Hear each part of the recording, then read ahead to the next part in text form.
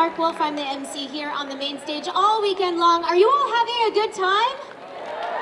Oh no. I know you did a lot of cheering for SpongeBob, but I think we can do a little better than that. Are you having a good time? Yes, there it is. I love hearing that.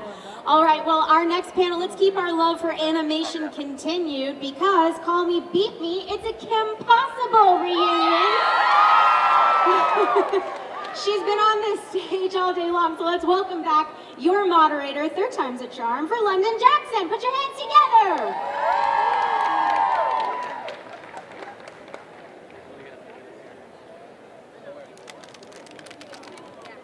Hi, again. This is the last time you'll see me today, I promise.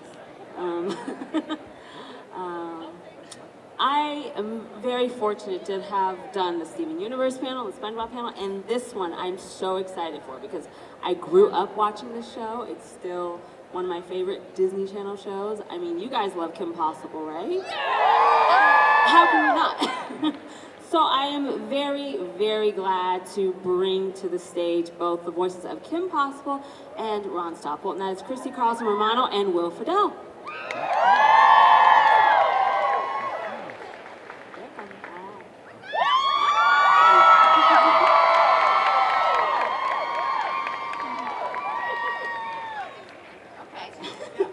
You're that one. Well, hi. Hi. Hello. Hi. Hey guys, what's up? Thank you guys so What's the much. situation? Right? It's nice up here. I've been living up here this morning. It is nice up here. It's nice. It's always nice to follow SpongeBob. I know, right? No big deal. Seriously, yeah. No, they're all equally amazing. Don't belittle the show. I love Kim Possible. I mean, one of my ringtones was the sound. I absolutely loved it.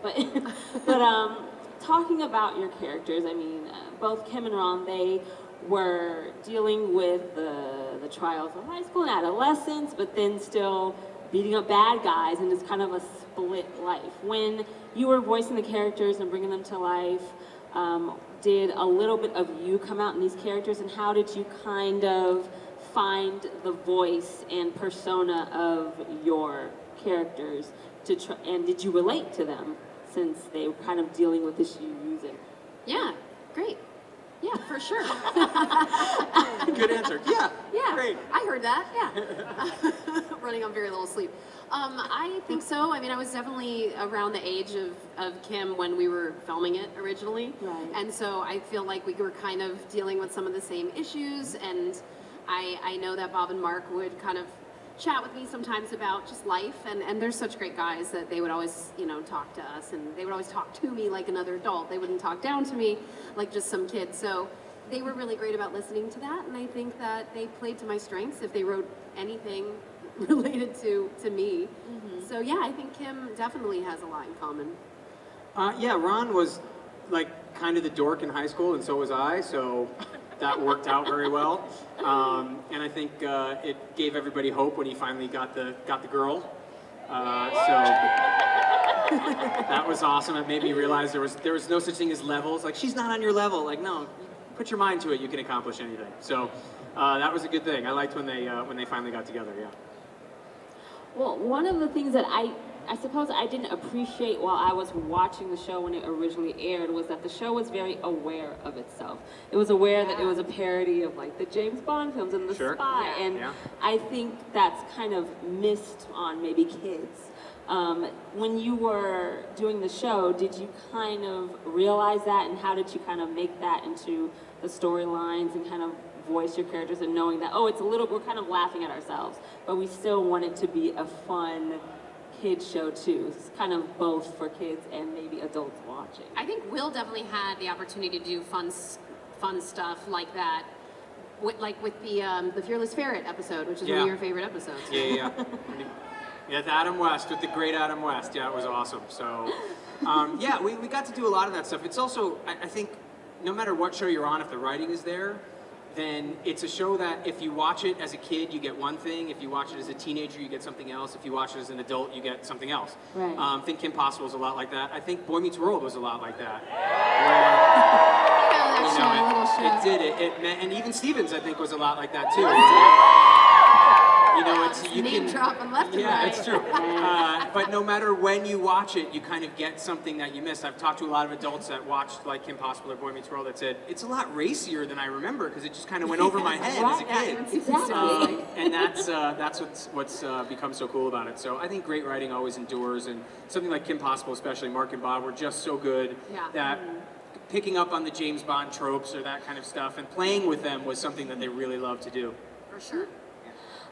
One of the kind of taglines that I think is in the show, and it relates to Kim, is that nothing is impossible for a possible, right? And it made me think about, at the time, the shows on, there weren't many that had a kind of prominent female strong lead, in particular on Disney Channel. And even at the time or now, how do you think that Kim was probably like a role model for young women? Do you think that she was kind of that person? Because, like I said, I didn't realize it at the time. I feel like watching it back now, I see a lot of things that I didn't while it was airing, but I think Kim was a great figure for young girls watching. Do you feel the same way? Do you think that she would have been a role model, or, because I think so. No, I obviously 100% agree, and I think it's interesting that you say, like, watching it back now, you're saying, oh, I'm picking up on so many things that I didn't either as a kid, and she was influential in a very quiet way, insofar that we didn't, like, beat everyone over the head with the fact that she was this, like, this female, you know, like, that wasn't Right. It's pretty apparent with what she was wearing. Always dressed her so nicely, remember that? Well, the crop top, yeah. The crop top, yeah. The crop top. Fighting crime in the crop top, yeah. That's true. Yeah, and the cheerleading outfit probably wasn't the most forward-thinking kind of cliche. I guess when you look back Wait again, a minute, but maybe it's, she wasn't. No, but it's no. also it's high school, so it makes sense that you kind of. She's your basic average girl. Yeah. But also too, but like I said, like they didn't hit us over the head with gender so much so that they kind of did the gender swapping of, you know, having I guess, for lack of a better term, although I don't see it this way, the sidekick being Ron. He was a sidekick, though. I He don't was see it that way. You might He not was see. right You might there. not see sidekick, but Come he was on. the sidekick. But, you know, having that sort of gender swap there, and we actually did a funny episode where we even swapped bodies as well. Yeah. And so we gender swapped on top of gender swapping. Yeah. But again, like we played with that. We played with the power dynamics and all of that and interpersonal stuff like that. It was a lot of fun. Speaking of saying Ron's a sidekick, but you think they're even, and how do you see Kim and Ron's relationship? Because I've read different articles and things, and people try to group Kim and Ron in like a different fictional dynamic. Like I read one that was really interesting and said that it's almost a Batman and Joker, and only because Ron, who is a kind of comedic relief and kind of does slapstick, he kind of brings a very subtle chaos, and it kind of goes into Kim's almost organized kind of way. I thought you were going to say Batman and Robin. Batman I know. and Joker. No, That's I'm so- I think Batman. that's interesting. Well, no, you're Batman. So, Kim's yes, Batman. Right. But I would have said Ron would have been Robin as So opposed to I thought that Joker. was interesting. But how do you guys? I think see Joker had each a other? more maniacal, also Right. analytical type of mind. It's definitely He an was smarter than extreme Ron, is what I'm interpretation, but I saying. thought it was interesting trying to pair your relationship to other duos. Sure.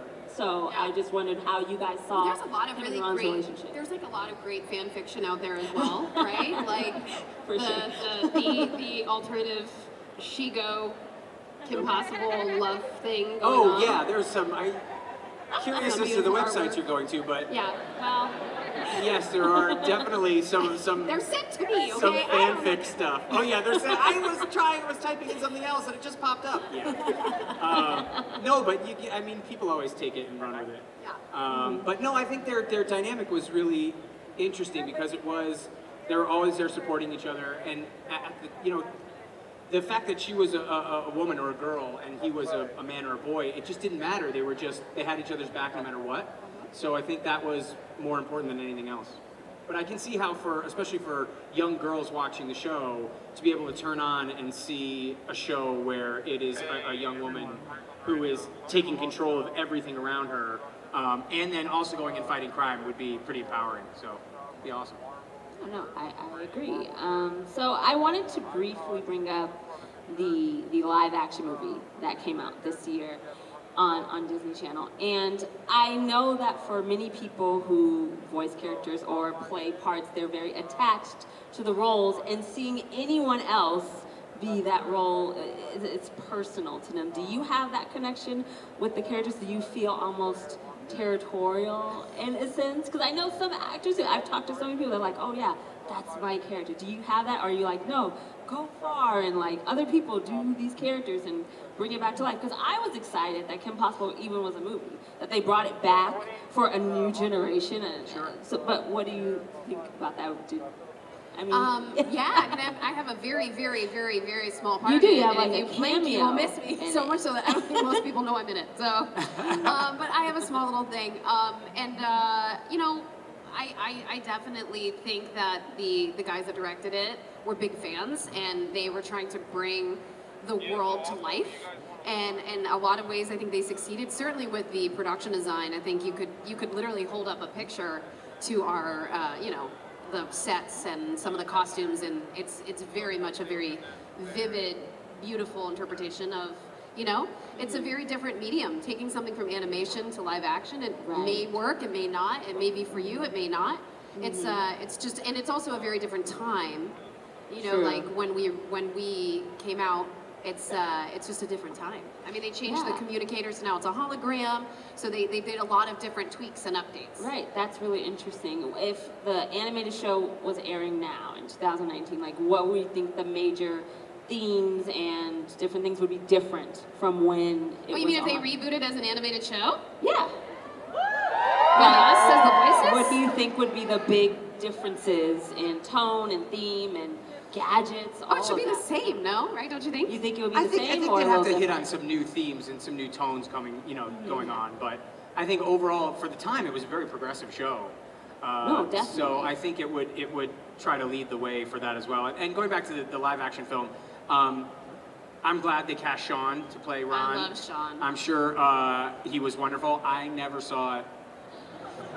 Sorry, I left Kim Possible where I left Kim Possible, and I wanted it to kind of always be Kim Possible like that for me. So Fair enough. when I close my I feel eyes and that. I hear Kim Possible, I hear her. Aw, So nice. that's so I never saw. I'm sure they were wonderful. I'm sure the kids were absolutely wonderful, and they were the nicest kids in the world. But I never actually saw it. Yeah. So, do you guys have a particular favorite episode? I actually like the one you were talking about where we get to kind of switch Bodies? bodies. I Yeah, thought that that's was a fun kind one. of That was a fun That episode. usually is mine, but I do like A Stitch in Time because Dakota Fanning played little baby Yeah. KP, and we had some really fun Yeah. cameos. We always had the best cameos Yeah, we really did. on our show, and that's how I Yeah. knew that Kim Possible was like a popular and successful show at that point, when like we had like Kelly Ripa and we had like Yeah. Ving Rhames and like just all these huge names were like just coming into the studio and laying down voices for us, and I was like, this Yeah, it is was really great. cool. It was totally cool. When Ron and Kim finally kiss, Oh I yeah, think you that love was. that. I love that one because it gives hope to everybody who, like, I sat at home at prom night because I tried to go bowling, but the guys I went with didn't have shoes, so we couldn't actually go. It's a whole story. But so like I was that guy who was sitting at home on prom night. So to see the guy get the girl that he's always loved I'm always a big fan of that. So that was one of my favorite episodes ever. Aw, and you did that in real life. I did what in real life? Get the girl you always loved. Well, yeah, I did. Well, thank God she married me. IRL. Thank God for that. But yeah, that was many years later. She wouldn't have married me in high school. I would have. What's up, Sue? We wouldn't- love you. Yeah, we love you, Sue. But yeah. So, the Disney streaming service, Disney Plus, is Yeah. coming out, and the entire series of Kim Possible is going to be on there. So, a whole new generation is going to see the show. What are your thoughts on that, and kind of that adding to already the legacy of an amazing animated series? That new people are going to see it and experience it. I'm I feel like psyched. they have. I mean, I feel like people have, all the people that are here representing in our fandom that's grown and grown and grown. Mm-hmm. I think you guys have all been showing your younger cousins, or you're like, hey, like, have you seen this yet? This is something that I liked. It's still such a beautifully drawn cartoon. It still feels fresh. It still feels new. So I feel like it's going to do really well on Disney Plus. Can I ask curiously, just wondering, this is just for me, it's like Yeah. it's like they're not here. Yeah. Why did you go with younger cousins? Younger cousins. Well, like most people be like, and you're showing your kids. You're showing. You went with younger cousins. It's such a specific thing. Like you're showing your. I don't know. Again, we'll talk about it later. I was just curious. We'll talk offline. It's just seems like just such a strangely But you know, specific I'm a mom. thing I to don't say. get much sleep. I don't even know where I am right now. Am I in Vegas? It's just so funny. It's just so funny. You're gonna show your neighbor's kids. Like what? Yeah. It's a very specific thing to say. need No, more I think it's coffee. great. Again, I watch MASH every day because I love TV and I'm a TV-aholic. And MASH, which started in 1971, is still amazing because the writing is still there. So if you've got great writing, you can put on All in the Family, you can put on MASH, you can put on Family Ties, you can put on Cheers, The Office. Right. Kim Possible. You can put on Kim Possible, you put on Batman Beyond, you put on these shows that they endure and they last because we love acting in them, the acting's important, obviously a very integral part, but the writing is really what sustains something. I agree. The writing in Kim Possible was great, so all the writers that wrote the show just really knocked it out of the park, and that's why generation after generation of young cousins will be able to discover the show, which will always be fun. Now, I believe you. we might have time for a couple of questions, Cool. if possible. No Feeny calls, guys. We already talked about this. She won't do the Feeny call. I will not do it. I could try. There's one right in the front, right behind the camera, right? There you go. Gryffindor? Yeah. There, Mike. Fire Nation from Avatar: The Last Airbender. Got it. Will, I got a Batman Beyond question. Batman Beyond question. Okay. When you were doing Return of the Joker, were you worried that was going to traumatize the younger fans? Because it kind of did to me. So the question was, when I was doing Return of the Joker, was I worried it would traumatize the younger fans because it traumatized you a little bit? Yes, and I'm glad it didn't. That was a traumatic episode. I mean, that's the scene with young Robin and Joker. It traumatized me. So, yeah, anytime they go dark, I'm a big fan of that. Also, I liked you taking on Mark Hamill's Joker. That was awesome. Thank you. That's jumping. Hi. Jumping will win. Yes. Hi. Oh, I think he's coming with a mic. Oh, good. wait, We got a wait, microphone. wait, This is great. Float me the mic. There we go. All right. Awesome. All right, first of all, two things I'd like to give you first a comment from all of us fans when I say this. We're not worthy! We're not worthy! Thank you. Thank you. Thank you. Like that. All right, and second, how would a scene go between you guys, like, as Kim Possible and Batman Beyond? If How they would a had to work scene together. go? Oh, if they had to work together. Yeah. Yeah. I mean, she did say that Kim kind of had that stealth. Well, I mean, I did channel you and your Batman-ness every time they asked me to be in stealth mode. Did they? Oh, sweet. That was the hardest thing, was when I they think asked me to be stealth. Terry's probably not a fan of working with anybody, so. He works alone. I work alone. Yeah. I think it would go well though. I think they're both in high school. They both fight crime. Why not? Yeah. But then Ron would seriously be like, Seriously, she's dating Batman now, really? Like, we went on 3 dates and now this guy shows up? Like, come on. like, yeah, that wouldn't be. Yeah, who do you think she would go for if it was between your characters? Like, Well, she Batman? loved Ron, but yeah, Terry. But, you know. I'd date Terry. Come on. It's Terry. Come on. Yeah, of course.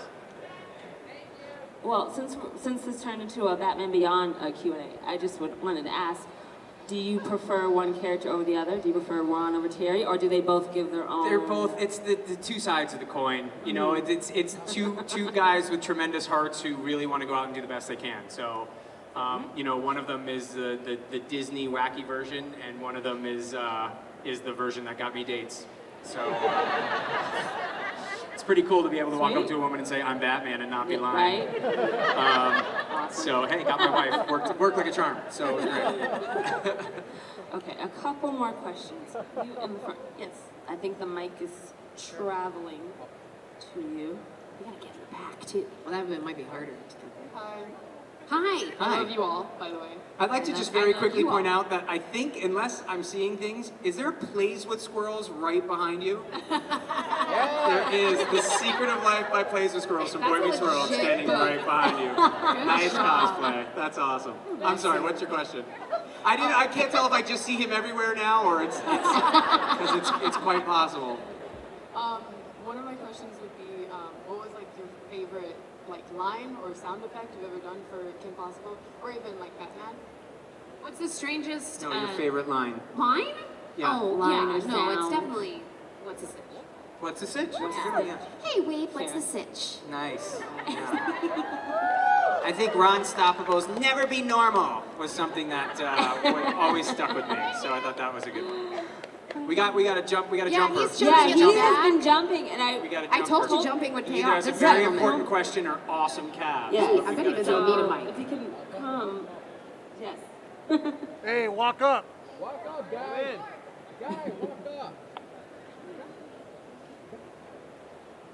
If we had the time, I would let everyone ask you questions. But Oh no, I understand.